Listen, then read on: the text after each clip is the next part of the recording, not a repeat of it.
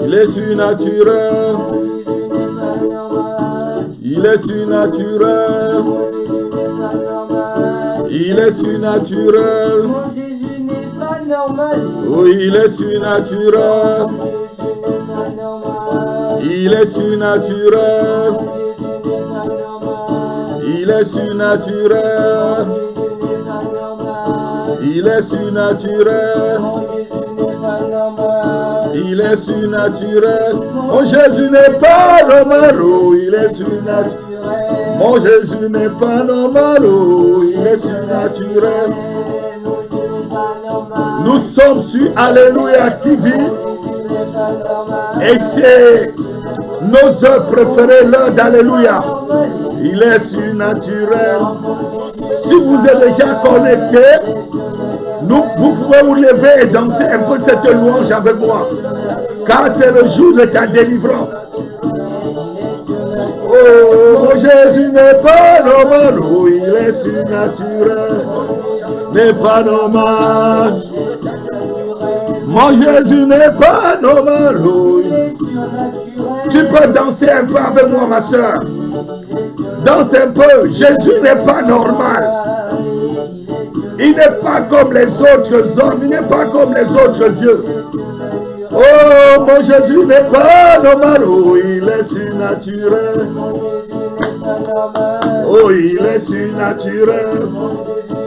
Oh, je bénis la prophétesse qui est en train de danser de l'autre côté. Elle sort des pas. Normal, il est surnaturel. Mon Jésus n'est pas normal. Oh, il est surnaturel. N'est pas normal. Oh. C'est le Jésus de la délivrance. Et nous sommes sur l'heure d'Alléluia. Oh, il est surnaturel. Notre joie ne dépend pas de ce qui se passe dehors. Notre joie dépend de Jésus-Christ de Nazareth. Normal, il est surnaturel.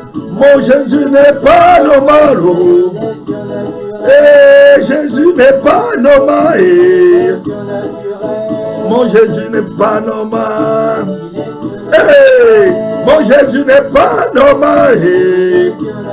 Oh, Jésus n'est pas normal. Partage en dansant avec moi. Partage à toutes tes connexions, à tout ton répertoire. Parce que ce soir, on va parler de la délivrance de l'idolâtrie. L'idolâtrie aussi, c'est dans ton cœur. L'idolâtrie aussi, c'est ton caractère. Et c'est ça qui freine ta vie. Oh, mon Jésus n'est pas normal.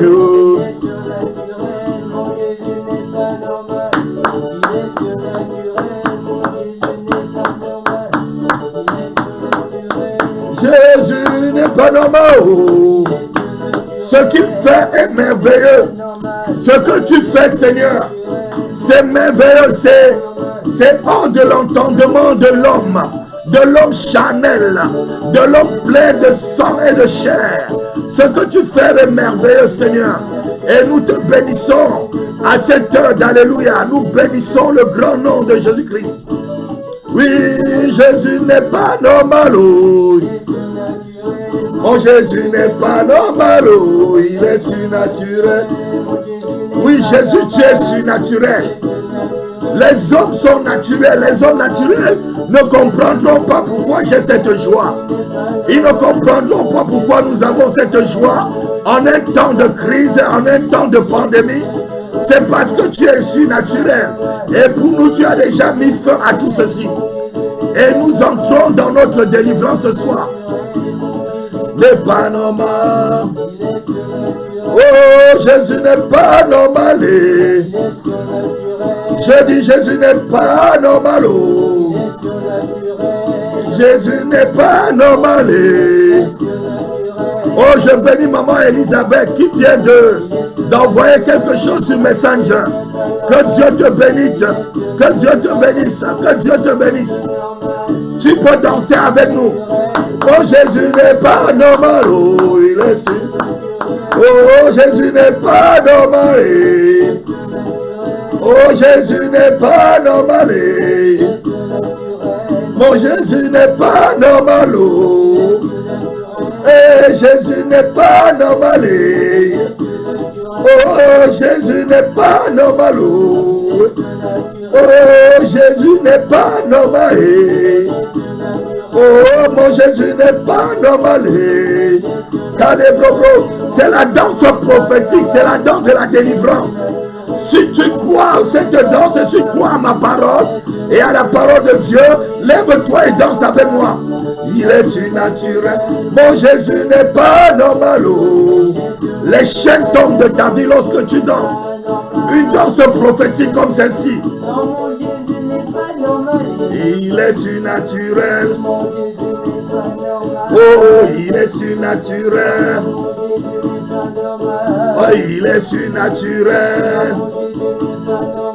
Oh, il est surnaturel. Partagez, partagez, partagez. Ce soir, ta délivrance va pointer à l'horizon. On attaque un domaine. J'attaque une forteresse dans la délivrance. L'idolâtrie, c'est ce qu'on va partager ce soir. C'est une forteresse dans la vie des gens. Cette forteresse doit être détruite ce soir. La forteresse de l'idolâtrie. Oh, il est surnaturel. Oh, Jésus n'est pas normal. Oh, Jésus n'est pas normal. Mon Jésus n'est pas normal. Jésus n'est pas normal. Continue à partager, continue à partager. C'est la danse de la délivrance. C'est la danse de la délivrance. Il est surnaturel. Mon Jésus n'est pas normal.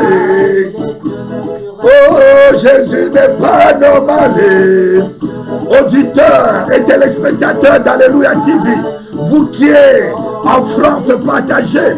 Vous qui êtes en Afrique, partagez. Ceux qui sont aux États-Unis, continuez à partager. Ceux qui sont, je devais dire, à Vancouver, ceux qui nous suivent en Angleterre, partagez, partagez, partagez. Ceux de Montréal, partagez cette heure d'Alléluia. Oui, Jésus n'est pas normal. Peut-être pour toi, Jésus est normal. Mais pour nous, ce qu'il fait dans notre vie, ce qu'il fait dans ma vie, ce n'est pas normal. Un homme ne peut pas le faire. Ce qu'il fait dans ma famille, un homme ne peut pas le faire. Pas normal. Jésus n'est pas normal. Alléluia, alléluia. Seigneur, nous te bénissons et nous te remercions parce que tu es un Dieu extraordinaire. Tu es un Dieu merveilleux, Seigneur. Ce que tu fais dépasse l'entendement des humains. La Bible dit que tes voies sont insondables dans le livre de Romains chapitre 11. Tes voies sont insondables, Seigneur. Et ce que tu fais souvent, Seigneur, l'œil ne peut le contempler. L'œil ne peut le voir. Mais, Seigneur, lorsque cela se réalise, Seigneur, tout le monde te rend gloire. Je te bénis et je te rends grâce. Je te rends grâce pour cette heure d'Alléluia. Je dis Alléluia à tes enfants qui me suivent, Seigneur. Je devais dire au Canada. Je dis alléluia à ceux qui sont en Afrique du Sud et qui sont en train de me suivre. Je dis alléluia à l'Australie. Je dis alléluia à la Chine. Je dis alléluia à l'Afrique. Je dis alléluia à la France. Je dis alléluia au Gabon. Je dis alléluia au Cameroun. Et je dis encore alléluia au Cameroun. Je dis encore alléluia au Cameroun. Que ceux du Cameroun m'entendent. Je veux dire alléluia pour une quatrième fois au Cameroun. Je veux dire alléluia alléluia pour une 5e fois au Cameroun. Je veux dire alléluia pour une 6e fois au Cameroun. Je dis alléluia pour une 7e fois au Cameroun. Et cela est fait prophétiquement. J'en ai déclaré des choses. J'en ai déclaré des choses. Et sur le plan parfait de Dieu, les œuvres du diable sont arrêtées sur la frontière du Cameroun au nom de Jésus-Christ de Nazareth. Et personne ne refusera l'autorité de Dieu. L'autorité de Dieu, personne ne refusera l'autorité de Dieu sur la terre camerounaise. Au nom puissant de Jésus-Christ de Nazareth. Au nom de Jésus-Christ de Nazareth. L'œuvre de Dieu continuera au Cameroun et la nation camerounaise sera debout. Je bénis Dieu. Alléluia.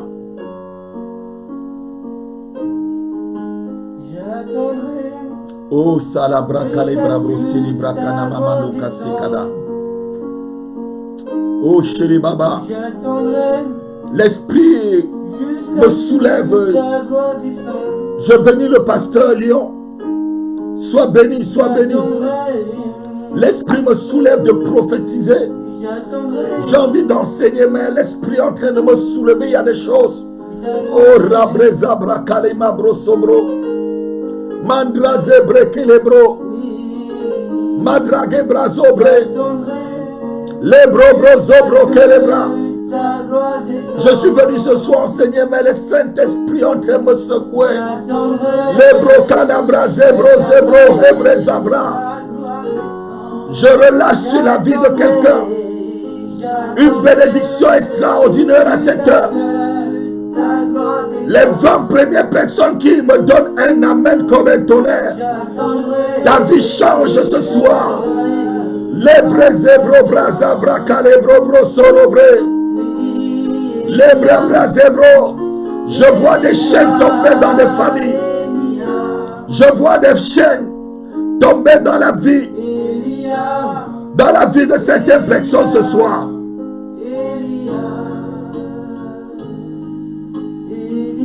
Il y a une personne qui me suit, elle s'appelle Hélène. Ton nom c'est Hélène, Hélène. Et tu me suis de l'Afrique. Je brise les chaînes sur toi. Il y a quelques jours, tu as rêvé d'un serpent et d'un gros serpent qui est en train de cerner ta vie.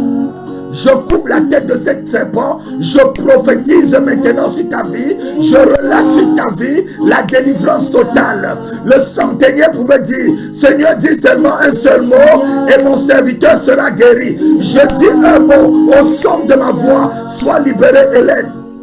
Et tu appelles pour ton témoignage. Oh, oh, oh.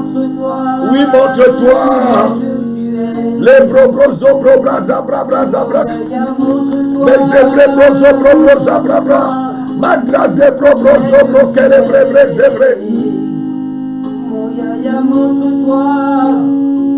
Je détruis toute offensive contre votre vie ce soir. Toi qui es dans les combats, tous les jours tu as la crainte dedans et tu as la peur dehors de l'avenir. Je relâche sur toi une onction royale pour gouverner et pour détruire et anéantir toutes les œuvres de ténèbres, toute montagne qui se dresse devant ta destinée au nom de Jésus-Christ. Je prophétise sur la vie d'un jeune homme. Il y a quelque temps, tu as été saisi par un esprit de suicide. Je chasse l'esprit de suicide. Aurélien. Je lâche sur ta vie une délivrance totale ce soir. J'enlève la corde du suicide qui est à ton cou. Et je détruis l'esprit de suicide. Oh yes, Kalama Brozebre Calabreza. Oh, j'attendrai. Aurélien, je veux te dire, ce n'est pas la fin des choses. Ce que tu vois comme un problème, tu ne peux pas surmonter. Au son de ma voix ce soir, ce problème disparaît devant toi. Et tu reprends courage, Aurélien. Tu reprends courage là où tu es. Tu reprends courage. Tu reprends courage. Je souffle sur ta vie un souffle nouveau. Un souffle nouveau pour ta destinée. Un souffle nouveau pour ta destinée.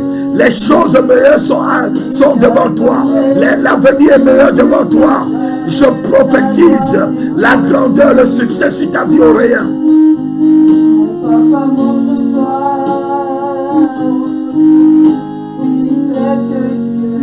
Oh,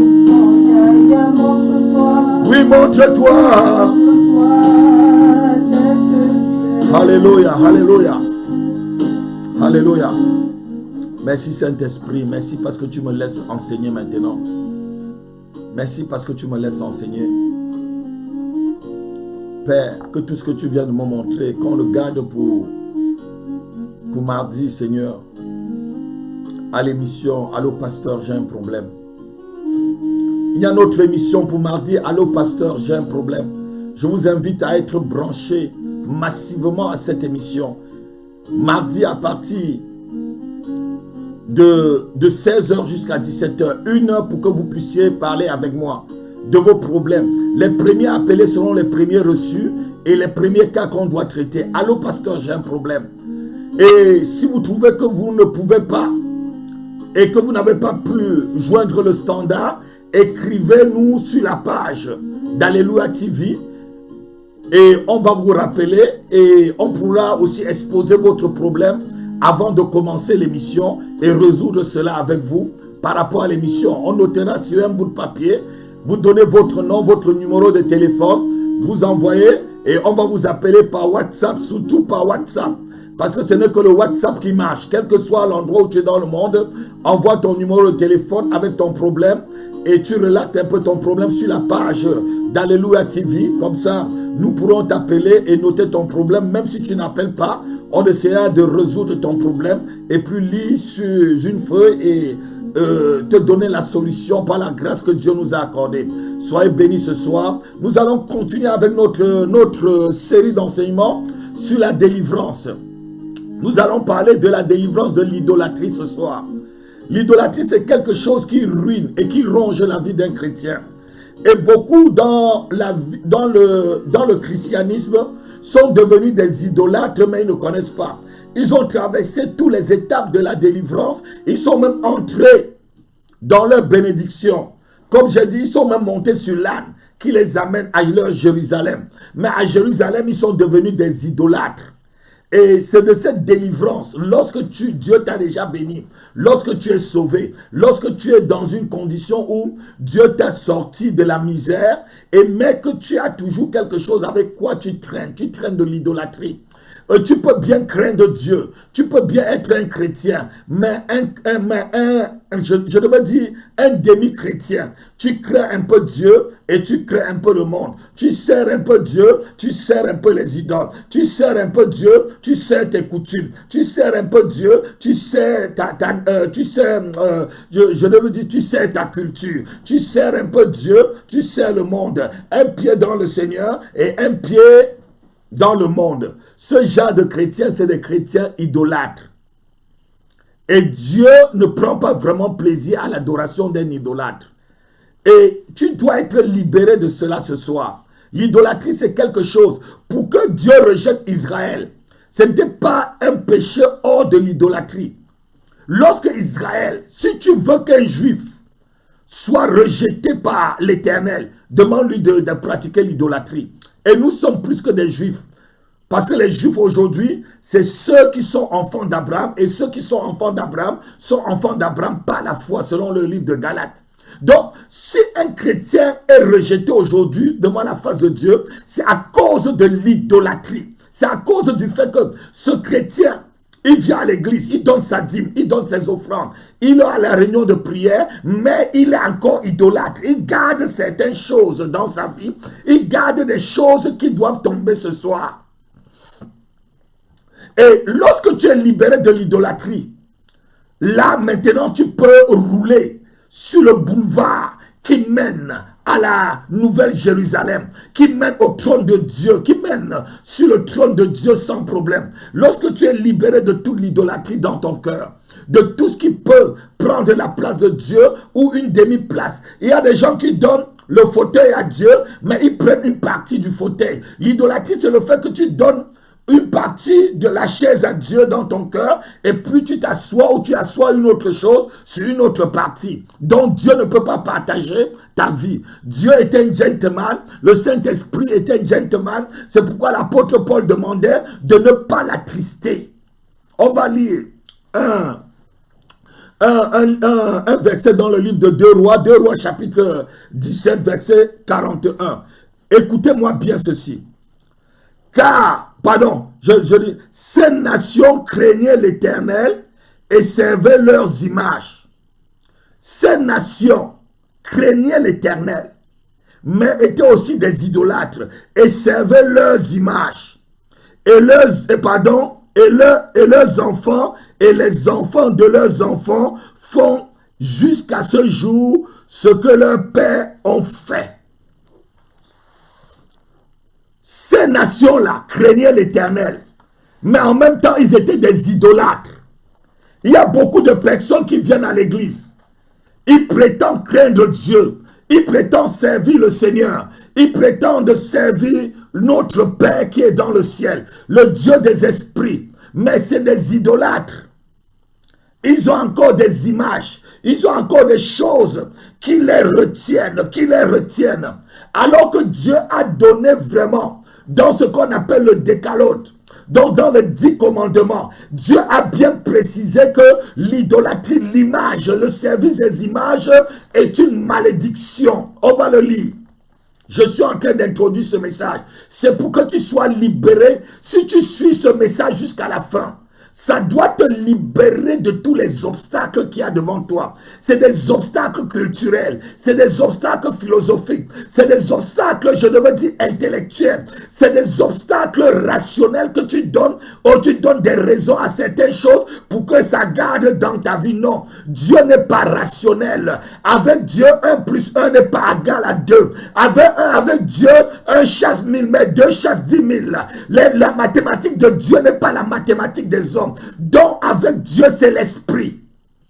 On va lire le livre de... On va lire les 10 commandements. C'est le premier, le deuxième commandement qu'on va lire. On va le lire. Exode chapitre 20, versets 3 à 5. La Bible dit ceci. Tu n'auras point d'autre Dieu devant ma face. Tu ne feras point d'image taillée, ni de représentation quelconque de ce qui... des choses qui sont en haut dans les cieux, qui sont en bas sur la terre et qui sont dans les eaux les plus bas que la terre.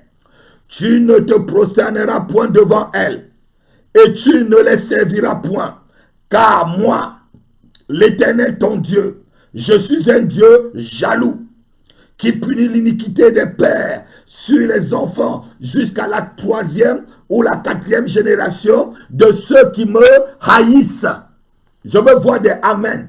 C'est ça qui va te délivrer. Ce n'est pas quand je dis que tu seras marié que tu peux me donner un amen comme le tonnerre. Si tu connais cette délivrance, si le mariage arrive, si tu connais cette délivrance, si la prospérité vient dans ta vie, car la Bible déclare dans le même livre, au chapitre 28, j'ordonnerai à la bénédiction de te suivre. Avant que Dieu n'ordonne à la bénédiction de te suivre, il faut que ta vie soit éloignée de toute idolâtrie.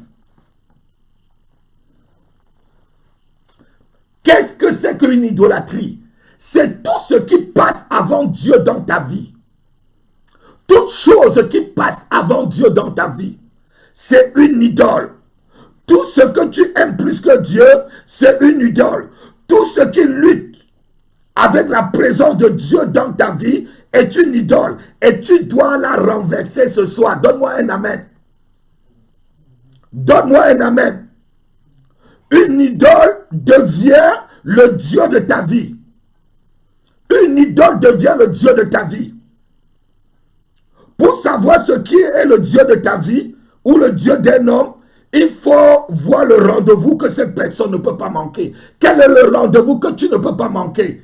quel est le rendez-vous que s'il y a une réunion de prière, s'il y a l'église et que ce rendez-vous est à l'heure de l'église, tu préfères aller à l'église que d'aller à ce rendez-vous. Si tu as un rendez-vous qui peut lutter avec Dieu, avec un rendez-vous avec Dieu, c'est que cette chose, c'est ton idole.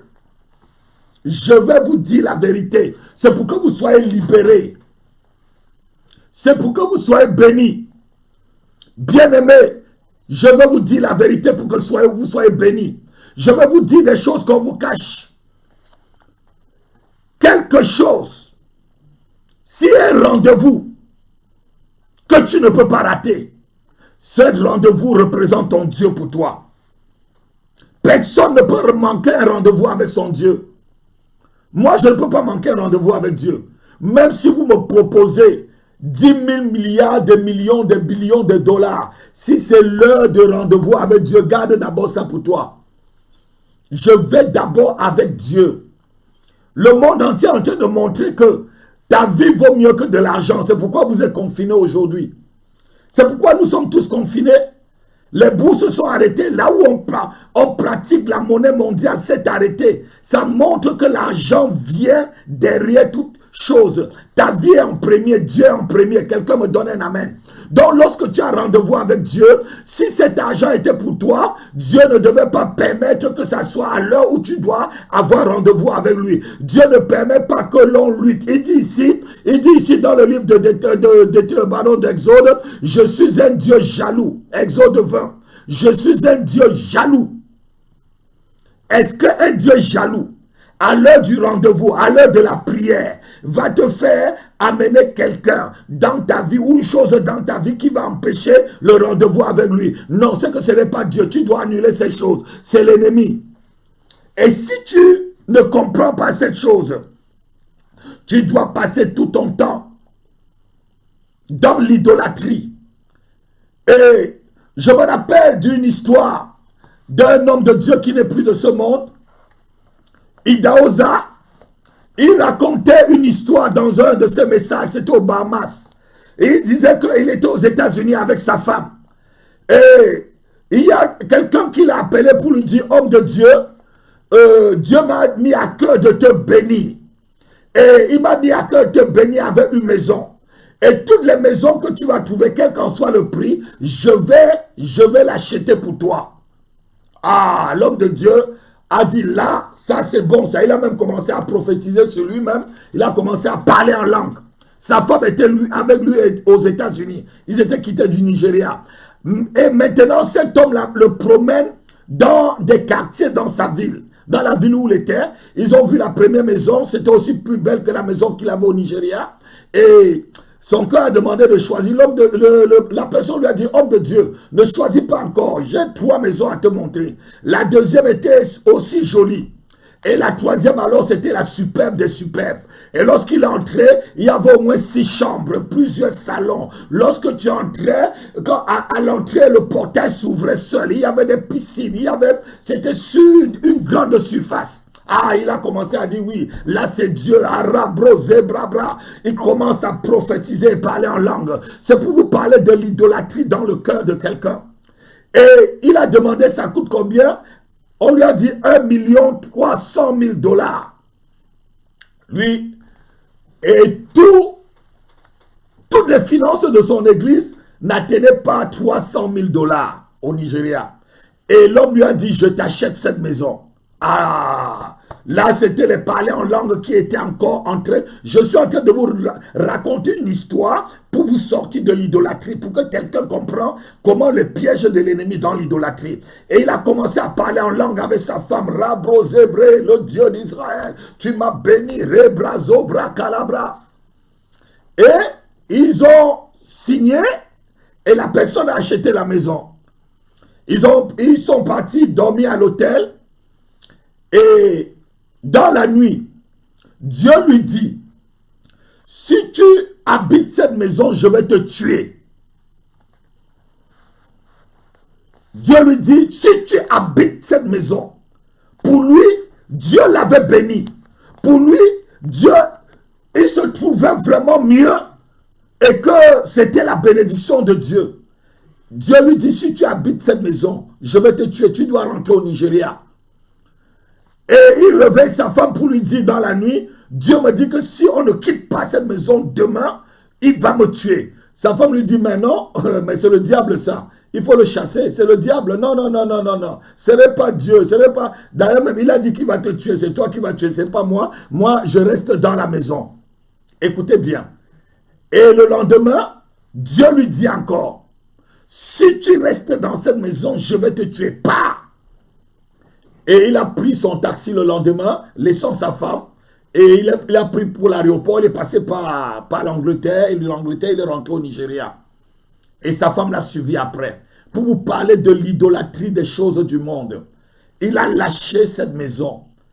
Il croyait que ça venait de Dieu. Il y a des choses que vous allez croire que c'est de Dieu alors que ce n'est pas de Dieu. C'est l'idolâtrie, c'est la cupidité dans ton cœur. La Bible dit que la cupidité est une idolâtrie. Lorsque tu as la cupidité, lorsque tu as l'amour du monde dans ton cœur, même si tu es chrétien, c'est que tu es comme ces personnes qui adoraient un peu Dieu et un peu aussi leurs images. Ne quitte pas ce message. Ce message est pour toi, pour te libérer.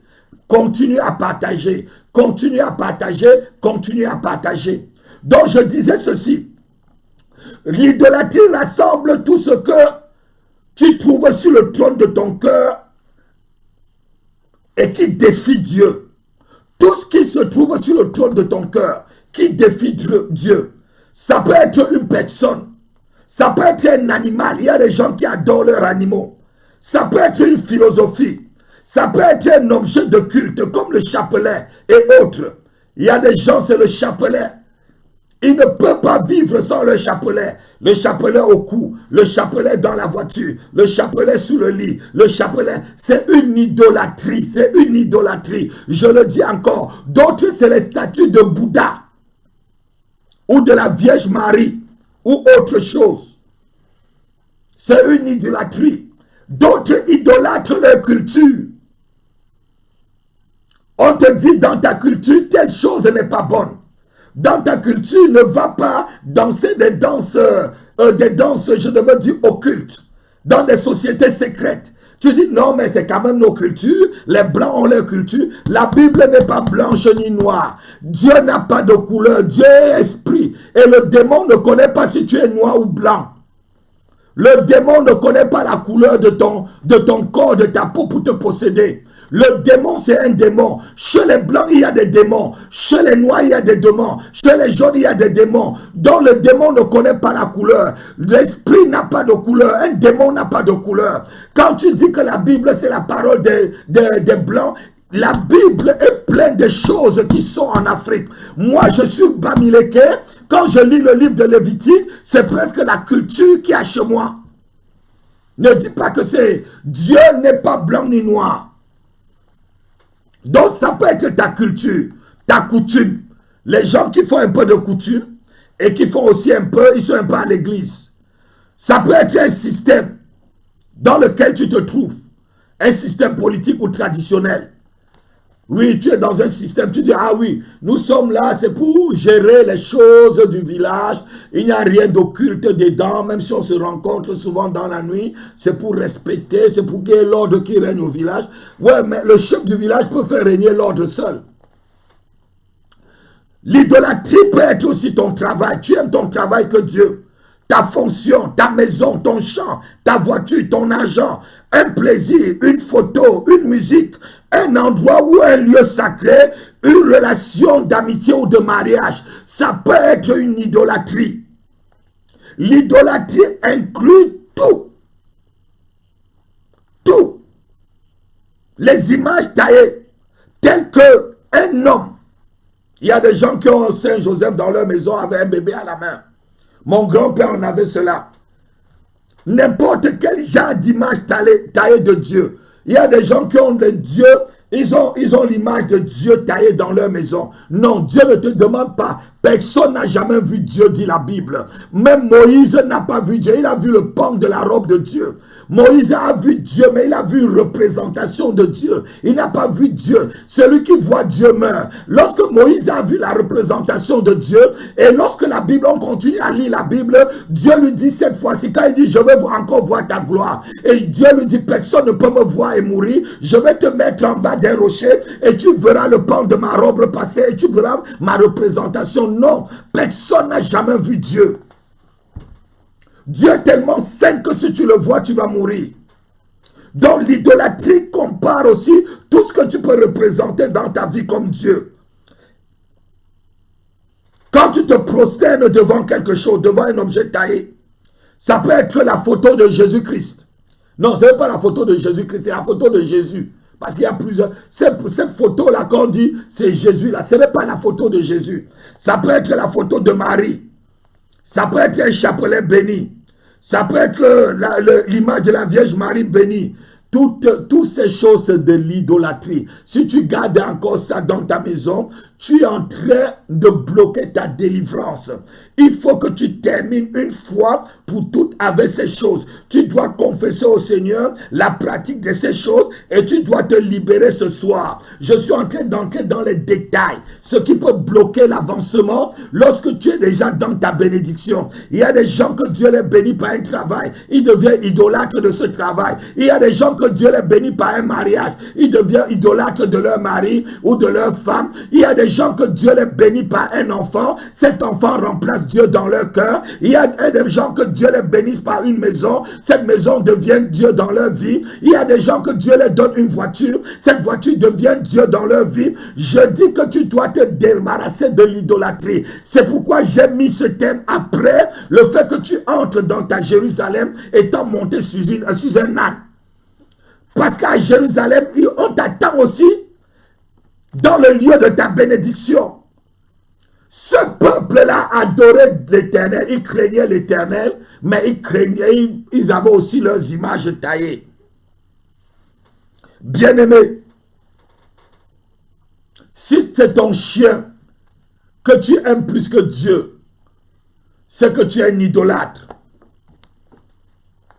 Si ce sont tes amis, je déplore les personnes qui vraiment un jour d'adoration de l'Éternel, un dimanche, au lieu de venir au culte, ils vont à un anniversaire. Tu vas me dire que tu es chrétien. Je dis non, tu es un chrétien, tu n'es pas chrétien. Un jour d'adoration, tu laisses d'aller adorer Dieu. Tu vas à un anniversaire d'un homme avec des cheveux comme moi, qui ne peut pas te donner le souffle de vie. Non, tu es un idolâtre, tu aimes le monde. Tu aimes le monde, tu aimes le monde. Dieu te dit que tu es un idolâtre. Je suis en train de vous prêcher ce que j'ai écrit dans mon livre. Libéré des chaînes. Cherchez à vous procurer de ce livre, s'il vous plaît, en appelant sur la chaîne Alléluia TV. On aura des exemplaires qu'on peut vous envoyer. C'est dans ce livre, c'est moi qui l'ai écrit. Je suis en train de vous prêcher ce que moi-même j'ai appliqué à ma vie et que j'ai écrit. Comment peut-on savoir qu'on est un idolâtre? Je vais vous donner 4 questions, tests. Lorsque vous serez sincère à répondre à ces 4 questions tests, vous saurez si oui ou non vous êtes quelqu'un d'idolâtre. Il faut être honnête lorsque vous répondez à ces 4 questions. La première question, il faut te poser la question, est-ce que Dieu m'a dit de ne pas avoir quelque chose avec moi? Et que j'ai cette chose avec moi. Dieu te dit de ne pas avoir quelque chose avec toi. Lorsque nous retenons une chose dont Dieu nous a donné l'ordre de nous débarrasser, nous sommes tout simplement un idolâtre. Il y a des gens qui ont encore les bagues de Saint Joseph, de Saint Proton ou de Saint Marie de Cribrosa ou de Saint Marie de Postrotan. Tu crois qu'une bague peut te faire quoi? Tu crois qu'une bague, quand tu gardes une bague dans ta main, comme celle-ci, ça c'est quelque chose que j'ai acheté parce que j'aime les chevalières. Mon père avait une et moi j'ai aimé, j'ai acheté parce que j'avais de l'argent pour l'acheter. Mais ce n'est pas de l'idolâtrie pour moi, c'est de l'or simple. Il y a des gens, ils ont ça en main, ils vont même faire des bisous dessus. C'est leur part de prière, c'est leur part d'imprécation, c'est leur part de... Non, c'est de l'idolâtrie. C'est de l'idolâtrie, je te dis. Même si c'est un prêtre, même si c'est un bishop, même si c'est un prophète des nations qui a béni ça pour te donner, c'est de l'idolâtrie. C'est de l'idolâtrie. Débarrasse-toi de ça, jette ça dans le feu. Si ça ne brûle pas, c'est que ce n'est pas, c'est que Dieu n'est pas Dieu. Jette au feu cette chose. Jette dans le feu ou apporte. Je vais mettre le feu dessus. C'est de l'idolâtrie. La première question, est-ce que Dieu t'a demandé de te débarrasser d'une chose et tu as encore cette chose dans ta vie? C'est la première question que tu dois te poser. La seconde question, une autre question que tu dois te poser. Ce que je garde est-il un obstacle à ma relation avec le Seigneur? Si c'est oui, sache encore que tu es en train d'idolâtrer la chose. Si tu gardes une chose dans ta vie, et que cette chose fait obstacle entre Dieu et toi, tu es complètement dans l'idolâtrie. C'est ça qui fait obstacle à ta prière. Dieu ne répond pas aux prières des idolâtres. Dieu ne répond pas aux prières des pasteurs idolâtres. Dieu ne répond pas aux prières des apôtres idolâtres. Dieu ne répond pas aux prières des prophètes idolâtres. Dieu ne répond pas aux prières des chrétiens idolâtres. Si tu es idolâtre, si tu as quelque chose, quelle qu'en soit la chose que tu as dans ta vie, et que Dieu t'a demandé de jeter, de te débarrasser de cette chose, ça peut être une relation avec quelqu'un. Il y a des gens qui ont encore des relations que Dieu les a demandé de couper avec cette relation. Tu as peut-être une amie que tu étais dans le monde avec et Dieu t'a dit aujourd'hui, cette amie peut être un blocage pour toi et moi ou ton mariage. Libère-toi de ces relations, efface son numéro de téléphone dans ton portable, mais tu gardes encore, tu gardes au fond de ton cœur quelque part encore une affection un peu, je ne sais pas, un peu douteuse de cette personne. Alors que Dieu t'a dit, coupe ces relations complètement. Plus jamais. C'est de l'idolâtrie. Tu es en train d'idolâtrer la personne. Libère-toi, libère-toi. Je prie que mon Dieu te libère ce soir. Je prie que tu sois libéré complètement de l'idolâtrie. La troisième question. Si Dieu t'a demandé de laisser tomber une des choses qui était important à tes yeux avant que tu ne le connaisses, est-ce que tu peux le faire?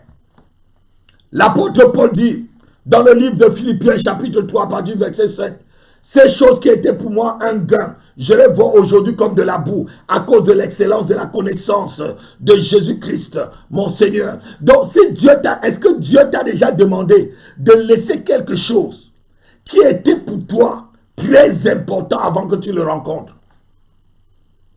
Ça peut être quelque chose. Ça peut être même ton travail. Moi qui vous parle, en 2003 ici en France, il y avait une pénurie des médecins comme aujourd'hui. Et je suis allé à la faculté de Bichard pour pouvoir déposer mon dossier et continuer à être médecin. Et mon dossier a été retenu.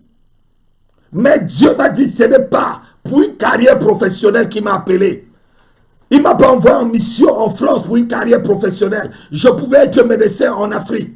Et Dieu m'a dit d'arrêter cela. Mon désir profond, c'était d'être médecin. Mais Dieu m'a dit d'arrêter cela. J'ai libéré et mon épouse n'a même pas compris pourquoi j'ai dit non. J'avais d'abord dit oui, elle est partie. Elle a pris des renseignements, elle est revenue. Je lui ai dit, Dieu m'a dit, ce n'est pas pour une carrière professionnelle qui m'a envoyé en Europe. C'est pour une carrière spirituelle. C'est pour bénir une personne qui m'écoute cet après-midi, ce soir. Si tu es cette personne, donne-moi un amen comme le tonnerre. C'est pour relever ceux qui sont tombés. C'est pour relever ceux qui sont tombés. C'est pour libérer ceux qui sont dans la captivité. C'est pour amener à la lumière ceux qui sont dans l'obscurité. C'est ce à quoi Dieu m'a appelé. C'est pour délivrer dans la main des ténèbres, de la main de Satan, ceux qui ont été captivés. C'est pour libérer une famille. C'est ce pourquoi Dieu m'a appelé. Donne-moi un amen ce soir et ta vie va changer. Si j'étais un idolâtre, j'aurais dit quand même non, quand même médecin. Oh, mais médecin, je serais médecin aujourd'hui, mais je ne serais pas dans la paix. Je serais médecin aujourd'hui, mais la parole que je pouvais te libérer ce soir et que ça te bénit, cette parole ne viendra pas vers toi. L'idolâtrie, c'est un frein à la manifestation de Dieu dans ta vie. La quatrième question. Le rationalisme est aussi une forme d'idolâtrie. Tout ce qui renverse, tout ce qui renverse Dieu à sa place dans ton cœur, c'est une idolâtrie. Et je vais te dire ceci. Lorsque dans ton cœur, c'est la quatrième question, bien, écoutez-moi très bien. Il ne faut pas que la voix de la logique et de la raison étouffe la voix de Dieu dans ton cœur. Est-ce que dans ton cœur, la voix de la logique et de la raison étouffe la voix de Dieu dans ton cœur? Tu es dans une situation comme celle-là. Dieu te dit, ce n'est pas ma voie d'être médecin, mais la raison était là. Je ne travaillais pas. La raison était là. Je n'avais pas un seul héros. La raison était là. C'est mon épouse qui travaillait seule. La raison était là. Ma maman était la malade à la maison. La raison était là. Le ministère, je n'avais pas assez d'argent. La raison était là. Il fallait que on bouille la marmite dans ma maison. Mon raisonnement pouvait étouffer la voix de Dieu dans mon cœur. Si tu te poses une question et que le raisonnement que tu donnes, mais après tout pasteur, c'est cet homme qui paye ma maison. Après tout pasteur, c'est cet homme qui m'aide à faire telle chose. Après tout pasteur, si je le laisse, est-ce que je ne peux plus rien faire? Ça fait 50 ans, nous vivons ensemble. Vous vivez ensemble depuis 50 ans. Est-ce qu'il t'a marié? Est-ce qu'il t'a mis une bague de mariage à la main? Il ne te marie pas aujourd'hui, je ne crois pas que c'est demain qu'il va te marier. Si Dieu t'a demandé de quitter cette personne après que tu l'aies rencontré, quitte jusqu'à ce que tu soulèves la poussière derrière toi. Il y a un mari qui t'entend quelque part. Il y a un mari que le Seigneur a préparé sur ton chemin. Il y a un homme ou une femme que Dieu a préparé sur ton chemin. Ne laisse pas la voix de la raison étouffer la voix de Dieu dans ton cœur. Si tu es une telle personne, c'est que tu vis vraiment dans l'idolâtrie. C'est une folie. Souvent, certaines personnes, mais après tout, pasteur, il faut qu'on vive, non? Après tout, il y a les factures qui arrivent, non? Après tout, pasteur, mais tu sais, Dieu sait que non, Dieu ne sait pas ta folie. Dieu connaît rien que ta foi. Dieu ne sait pas ta folie. Dieu n'approuve pas ta folie. Dieu approuve ta foi. Je dis encore pour une seconde fois, Dieu n'approuve pas ta folie, Dieu approuve ta foi. Tout ce qui fait la concurrence à la volonté de Dieu dans ta vie, c'est de l'idolâtrie. La Bible dit ceci dans le livre d'Ésaïe, chapitre 59, verset 1 à 2, vous le connaissez. Non, la main de l'Éternel n'est pas courte pour nous libérer ou pour nous atteindre, pour nous sauver, ni son oreille dure pour nous entendre. Mais c'est ton idolâtrie. La Bible dit, ce sont vos crimes. L'idolâtrie, c'est un crime. Souvent, tu pries. Souvent, tu demandes des choses, ça ne vient pas. Tout simplement parce que devant toi et devant ta prière, il y a une barrière qui est quelque chose, qui est une idolâtrie, qui est quelque chose, qui est une idole qui doit tomber, qui est un raisonnement qui doit tomber, qui est vraiment une façon de penser. L'apôtre Paul dit dans le livre de 2 Corinthiens chapitre 10 à partir du verset 3, nous renversons les raisonnements. Les raisonnements sont aussi une idolâtrie. Oh, je veux que tu partages ce message. Partage ce message, c'est très bien pour toi.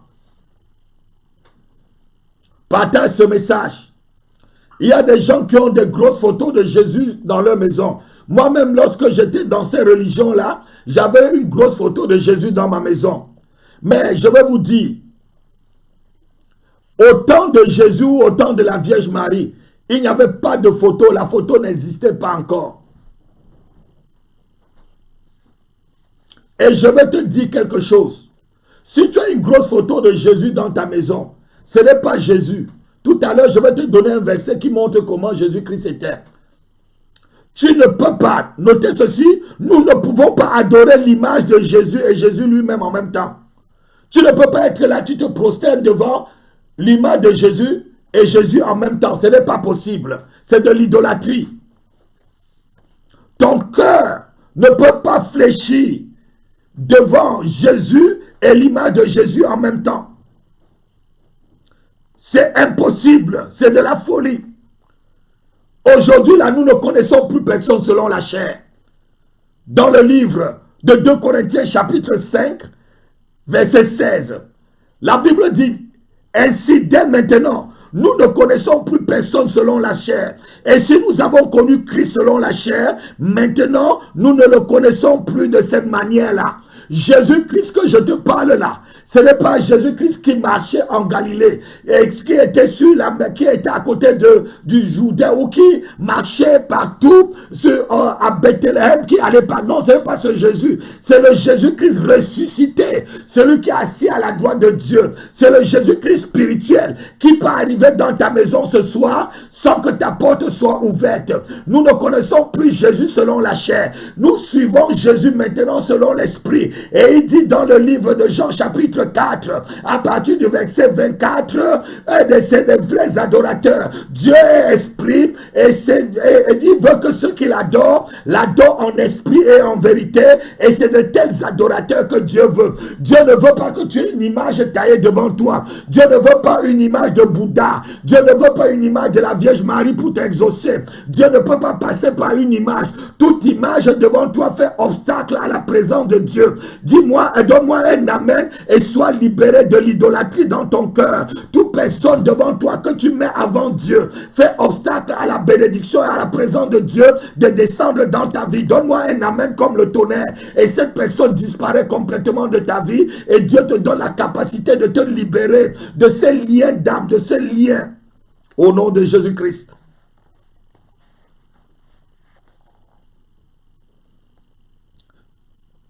Jésus-Christ que nous adorons, c'est un Jésus spirituel fort, puissant, assis à la droite de Dieu.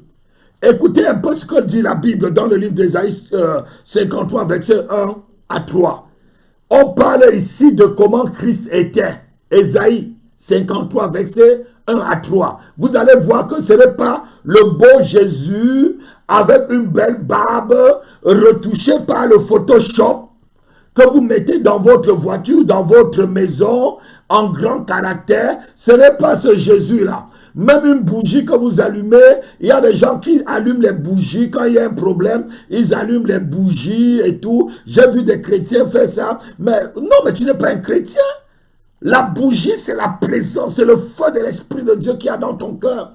En allumant une bougie, je peux allumer une bougie quand il y a l'obscurité dans ma maison, on a coupé la lumière. La bougie ne me sert à rien. La bougie ne me sert à rien du tout. C'est de l'idolâtrie.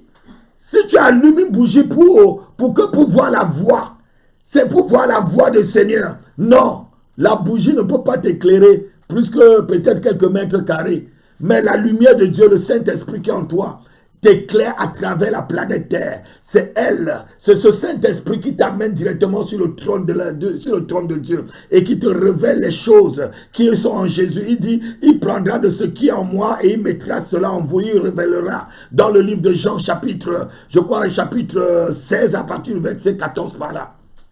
On va lire d'abord Ésaïe chapitre 53, verset 1 à 3. Qui a cru à ce qui nous a été annoncé? Qui a reconnu le bras de l'Éternel? Il s'est levé devant lui comme une faible pente, comme un rejeton qui sort d'une terre desséchée. Il n'avait ni beauté, notez-le, il n'avait ni beauté, ni éclat pour attirer le regard. Et son aspect n'avait rien pour nous plaire. Écoutez-moi bien. Jésus, la photo que vous appelez Jésus là, Jésus, ce n'est pas ce Jésus. La Bible dit, Jésus n'avait ni beauté, ni éclat pour attirer les regards. Jésus représentait, voilà le Jésus représenté dans ma Bible. Il n'avait ni beauté, ni éclat pour attirer le regard. Et vous allez continuer, on va dire, il était comme si c'était quelqu'un de rejeté. Il était dans la souffrance. Continuez à lire la lecture après le message. Selon la Bible, Jésus n'avait rien pour plaire aux hommes. Il n'avait ni beauté ni éclat. On nous montre un Jésus propre. Même ce monsieur a décidé qu'on ne l'appelle plus Jésus.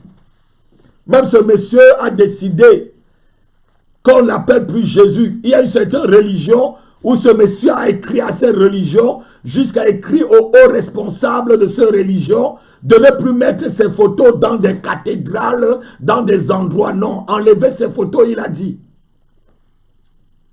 Et notez encore, c'est une malédiction d'avoir les photos dans sa maison. C'est une malédiction. Lorsque tu as des statues dans ta maison, lorsque tu as des objets taillés à l'image de Dieu, ou des choses où tu te prosternes, où tu crois que c'est ça qui donne la présence de Dieu dans ta maison est maudite. Lisons-le. Deutéronome 27, verset 15. Maudit soit l'homme qui fait une image taillée ou une représentation en fonte, abomination de l'Éternel, œuvre des mains d'un artisan, et qui le place dans un lieu secret. Et tout le peuple répondit Amen. C'est Moïse qui le dit. L'Éternel dit à Moïse de déclarer, de faire cette déclaration. Si tu as une goumette, si tu as une bague, si tu as quelque chose, je devais dire même une alliance, quelque chose, n'importe quoi, qui représente Dieu sur toi dans ta maison, une sculpture, quelque chose, quelle qu'en soit la chose qui représente Dieu, et que tu l'as mis dans un lieu secret dans ta maison, et à chaque fois lorsque tu vois, tu te dis qu'il y a Dieu là-bas. Non, c'est un démon qui est dans cet endroit. Même si tu vois les apparitions dans ces endroits, c'est un démon. La Bible dit que tu es maudit. Maudit soit l'homme qui le fait. Donc à partir de ce soir, commence à te débarrasser de tout ce qui a comme idolâtrie dans ta maison et dans ton cœur. Commence à te débarrasser. Même ceux qui achètent ce genre de choses, ceux qui en fabriquent et ceux qui achètent, Dieu déclare que ces personnes sont maudites dans la Bible. Il y a des gens qui vont à Lourdes, ils rentrent avec des choses, avec des statues, et rien ne change. Rien ne change, rien ne change. Dieu dit que celui qui a une idole dans sa maison, il est maudit. Celui qui marche avec une idole, il est maudit. Celui qui a une idole dans son cœur, il est maudit. Libère-toi, libère-toi, libère-toi. Ne retourne pas à la malédiction. Libère-toi, libère-toi de ton idole. Libère-toi de l'idolâtrie. Libère ta famille, libère tes enfants, libère ta pensée, libère ton mariage, libère ta destinée. Au nom de Jésus-Christ, donne-moi un amen et tu es complètement libéré ce soir. La Bible dit qu'il n'y a qu'un seul médiateur entre Dieu et les hommes. Ce n'est pas un ange, ce n'est pas la Vierge Marie, ce n'est pas un saint, ce n'est pas le saint. Il y a des gens qui font le chemin des saints de Compostelle, ou c'est le saint au Compostelle. Je fais le chemin des Sainte Croix de Compostelle. Non, Sainte Croix de Compostelle, s'il n'avait pas reçu Jésus dans sa vie, il est en enfer. La Bible dit ceci dans le livre de 1 Timothée chapitre 2, versets 5 à 6. Car il y a un seul Dieu et aussi un seul médiateur entre Dieu et les hommes, Jésus-Christ l'homme. Il y a un seul Dieu, ma soeur. Il y a un seul Dieu, mon frère, qui résonne. Il y a un seul Dieu, il y a un seul médiateur. Ce n'est pas un ange qui est mort à la croix à ta place. La Vierge Marie n'est pas morte à la croix pour ton salut. Les saints ne sont pas morts à la croix pour ton salut. Il y a une seule personne qui est morte à la croix pour ton salut et mon salut. Son nom, c'est Jésus-Christ de Nazareth. Il s'appelle Jésus-Christ de Nazareth. Il s'appelle Jésus-Christ de Nazareth. C'est le seul que tu peux adorer. C'est le seul que je peux adorer. C'est le seul que je peux adorer. La Vierge Marie n'est pas morte à ma place. Saint Jean de Compostelle n'est pas mort à la croix à ta place. Un ange n'est pas venu mourir à la croix à ta place. Saint Paul, Saint Pierre, Saint Jacques et tous les saints ne sont pas morts à la croix à ta place. C'est Jésus-Christ lui seul. Et on va conclure en disant ceci. Dans le livre de Romains chapitre 5 verset 8. Mais Dieu prouve son amour envers nous en ce que lorsque nous étions encore des pécheurs, Christ est mort pour nous. Quelqu'un peut dire Amen. C'est Christ qui est mort pour toi. Une idole ne peut rien apporter dans ta vie. Un homme que tu idolâtres ne peut rien apporter dans ta vie. Une chose que tu idolâtres ne peut rien apporter dans ta vie. Une situation que tu idolâtres ne peut rien apporter dans ta vie. Je connais un homme qui vient de mourir il y a quelques jours. C'était le meilleur homme d'affaires du Cameroun. Il n'a rien emporté. Il s'appelait Fosso Victor. Je connais aussi un musicien que tout le monde a célébré. Il s'appelait Manu Dibango. Il n'a rien emporté. On parle de sa fortune de plus de 400 millions d'euros. Oui, il n'a rien emporté. Jésus-Christ est le seul qui est mort à la croix pour nous. Si tu avais idolâtré un homme comme Manu Dibango, aujourd'hui il est mort. Certains ont idolâtré Michael Jackson, jusqu'à ils ont fait des statues de Michael Jackson dans leur maison. Ils ont des photos de Michael Jackson. D'autres ont idolâtré, je devais dire Johnny Hallyday, jusqu'à ils font encore des cultes pour Johnny Hallyday. Johnny Hallyday n'est pas mort à la croix à ta place. Si Johnny n'avait pas accepté le Seigneur avant sa mort, Dieu l'a déjà classé là où ceux qui n'acceptent pas le Seigneur Jésus y vont. Johnny Hallyday n'a jamais demandé que vous fassiez un culte en son nom. Il n'était qu'un homme, c'est pourquoi il est mort. C'est une idolâtrie. C'est une idolâtrie. Je vais prier ce soir pour toi. Toi dont ce message a touché et qui est resté jusqu'à la fin.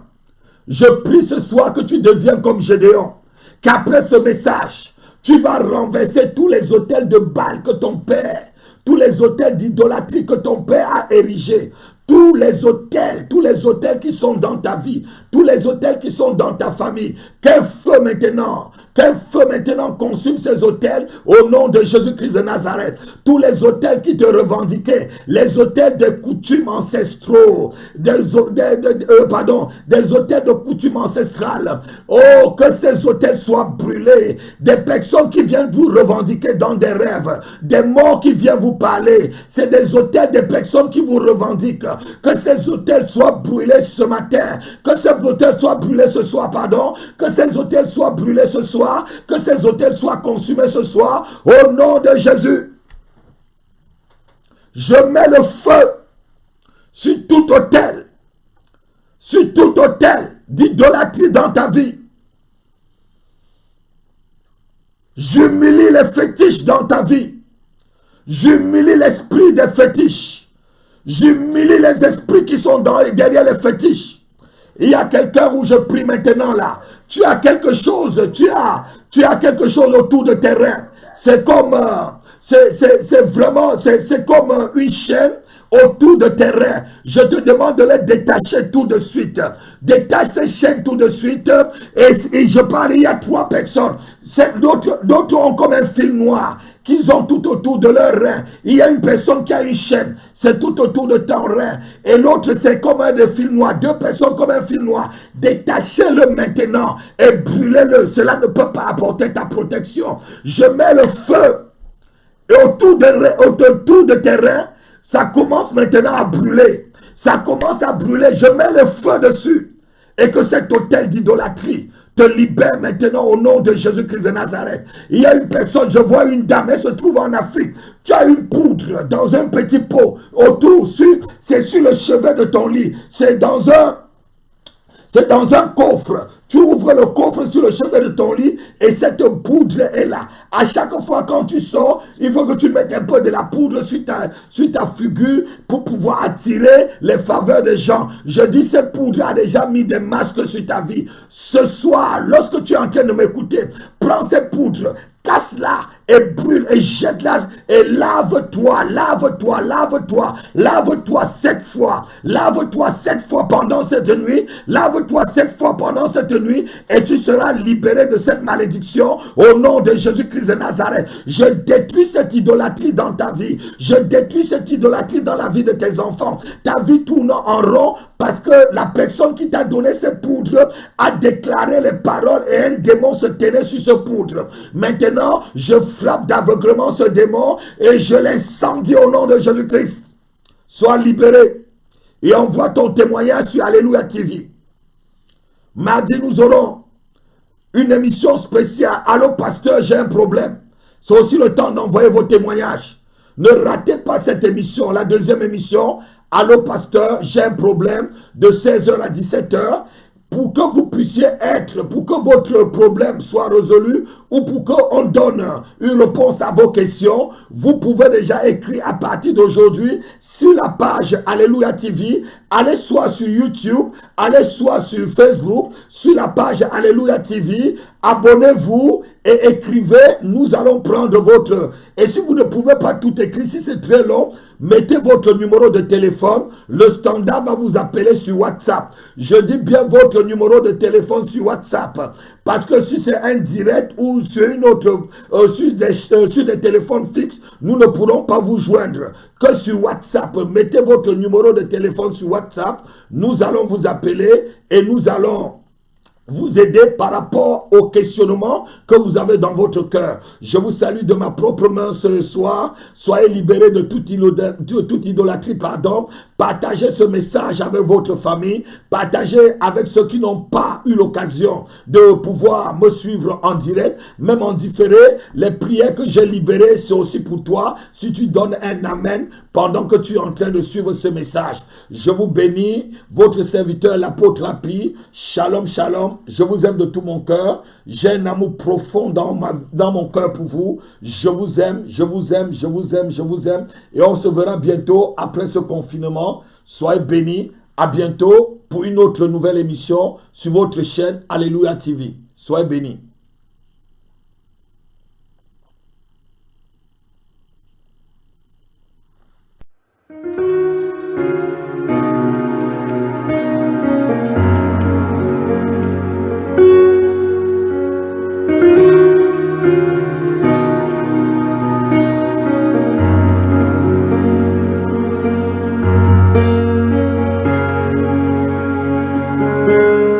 Thank you.